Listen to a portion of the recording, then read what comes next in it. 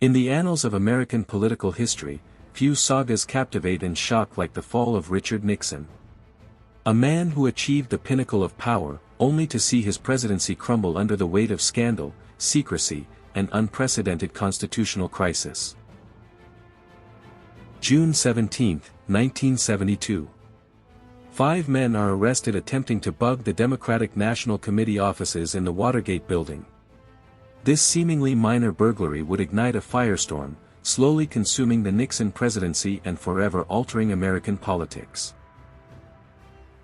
Initially, the White House dismissed the Watergate break-in as a third-rate burglary. President Nixon himself vehemently denied any involvement, assuring the nation that his administration was not connected to the crime. This initial deception laid the foundation for future distrust. But 2 determined reporters from the Washington Post, Bob Woodward and Carl Bernstein, refused to let the story die. Their relentless investigation, fueled by anonymous sources, began to uncover a deepening conspiracy reaching into the highest levels of government. The truth slowly emerged.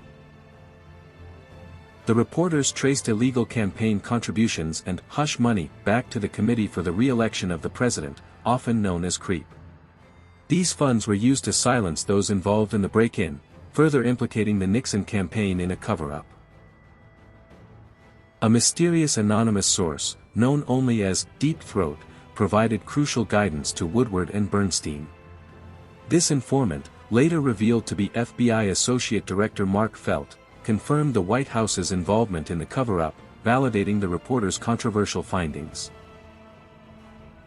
As public pressure mounted, the Senate established a special Watergate committee, led by Senator Sam Ervin. Televised hearings began, bringing the unfolding drama directly into American homes. The nation watched, captivated, as witnesses revealed shocking details of political espionage. In June 1973, former White House counsel John Dean delivered bombshell testimony, directly implicating President Nixon in the cover-up. Dean described a cancer on the presidency, detailing Nixon's knowledge and approval of illegal activities. The walls began to close in. During Dean's testimony, a former White House aide revealed the existence of a secret taping system in the Oval Office. Nixon had recorded every conversation, creating a definitive record of events.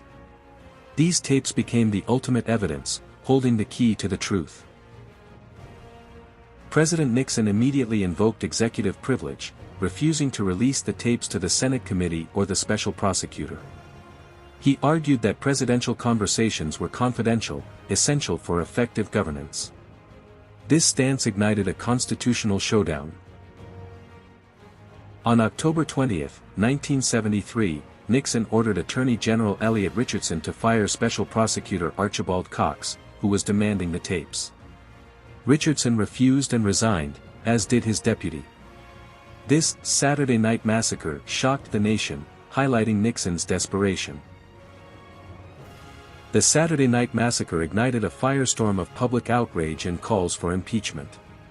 Hundreds of thousands of telegrams flooded Congress, demanding action. The nation's trust in its highest office plummeted, and the constitutional crisis deepened dramatically.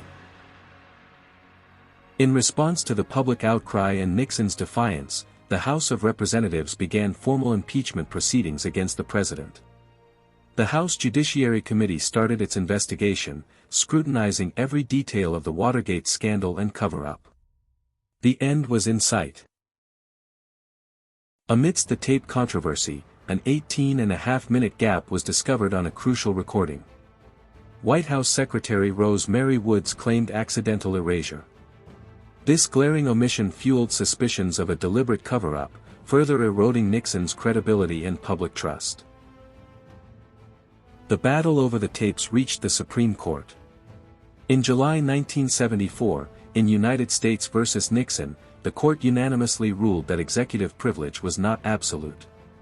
President Nixon was ordered to surrender the tapes, marking a decisive blow to his defense. Nixon complied, releasing heavily edited transcripts of the tapes.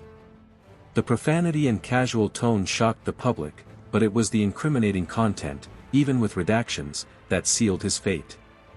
The tapes revealed a president deeply involved in obstruction of justice. Armed with the tapes, the House Judiciary Committee voted to approve 3 articles of impeachment against Nixon. These included obstruction of justice, abuse of power, and contempt of Congress. The path to a full House vote and Senate trial was now clear. Crucially, Nixon began to lose the support of his own Republican Party. Key congressional leaders, once his loyal allies, recognized the overwhelming evidence against him. They privately advised him that impeachment and conviction in the Senate were inevitable. On August 7, 1974, Senator Barry Goldwater and other Republican leaders met with Nixon. They delivered the grim news: he had virtually no support left in the Senate to avoid conviction. The president's last hope for survival had vanished completely. Finally, a smoking gun tape from June 23, 1972, surfaced. It contained Nixon explicitly ordering a halt to the FBI's Watergate investigation. This irrefutable evidence proved his direct involvement in the cover-up from the very beginning. His fate was sealed. With the smoking gun tape public and his political support evaporated, Nixon faced an inescapable reality. Impeachment by the House and conviction by the Senate were certain. The weight of his actions and the impending disgrace became overwhelmingly clear. In the days leading up to his announcement, Nixon worked on his resignation speech. It was a moment of profound personal and political crisis. He wrestled with the words that would explain his decision to step down, becoming the first president to ever do so. On August 8, 1974, Richard Nixon addressed the nation. He announced his resignation, stating he was acting in the best interests of the nation and could no longer command the necessary political support. His voice was heavy with the weight of his decision. The following morning, August 9, 1974, Nixon departed the White House by helicopter, waving a final goodbye. His presidency, once seemingly invincible, ended in unprecedented disgrace. A chapter of American history closed, leaving an indelible mark on the nation.